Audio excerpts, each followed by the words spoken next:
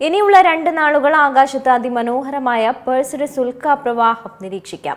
ഈ നൂറ്റാണ്ടിൽ ആദ്യമായാണ് കറുത്ത വാവ് ദിവസം ഈ ഉൽക്കാപ്രവാഹം അതിന്റെ പാരമ്യത്തിൽ എത്തുന്നതെന്ന പ്രത്യേകതയുമുണ്ട്. നിലാവില്ലാത്തതിനാൽ ആകാശം കൂടുതൽ ഇരുണ്ടിരിക്കുന്നതിനാൽ ഉൽക്കകളുടെ തിളക്കം നഗ്നനേത്രങ്ങൾ കൊണ്ട് വ്യക്തമായി കാണാം. ഇനിയുള്ള 2 നാളുകൾ ആകാശത്ത് അതിമനോഹരമായ പെർസിഡസ് ഉൽക്കാപ്രവാഹം നിരീക്ഷിക്കാം.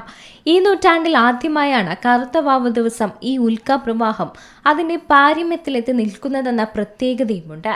നിലാവില്ലാത്തതുകൊണ്ട് തന്നെ ആകാശം കൂടുതൽ ഇരുണ്ടിരിക്കും. അതുകൊണ്ട് ഉൽക്കകളുടെ തിളക്കം നഗ്നനേത്രങ്ങൾ കൊണ്ട് വ്യക്തമായി കാണാനും സാധിക്കും.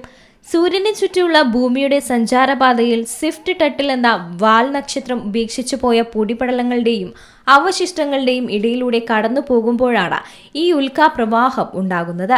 ഈ അവശിഷ്ടങ്ങൾ അതിവേഗത്തിൽ ഭൂമിയുടെ അന്തരീക്ഷത്തിലേക്ക് പ്രവേശിക്കുകയും ഘർഷണം മൂലം കത്തുകയും ചെയ്യുമ്പോഴാണ് ആകാശത്ത് തീയമ്പുകൾ പോലെ ഉൽക്കകൾ കാണുക.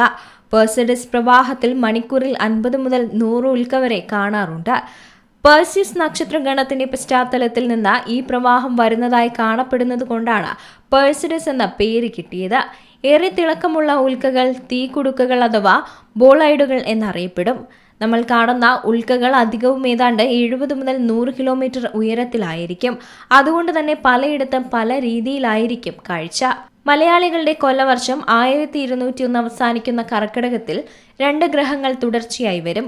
ഇന്ന് നടക്കുന്ന പൂർണ്ണ സൂര്യഗ്രഹണവും 28-ന് നടക്കുന്ന ചന്ദ്രഗ്രഹണവുമാണ് അടുത്തടുത്ത് വരുന്നത്. ഈ 2 ഗ്രഹണവും ഇന്ത്യയിൽ ദൃശ്യമാകില്ല. ഇന്ന് കർക്കിടക വാവ് ദിവസം പൂർണ്ണ സൂര്യഗ്രഹണം കാണാം.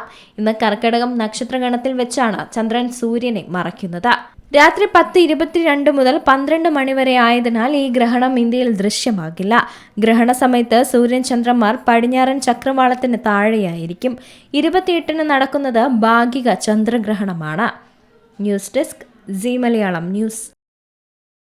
ഏറ്റവും പുതിയ വാർത്തകളും വിശേഷങ്ങളും വിരൽ തുമ്പിലറിയാൻ സീ മലയാളം ന്യൂസ് എല്ലാ ഡിജിറ്റൽ പ്ലാറ്റ്ഫോമുകളിലും ലഭ്യം.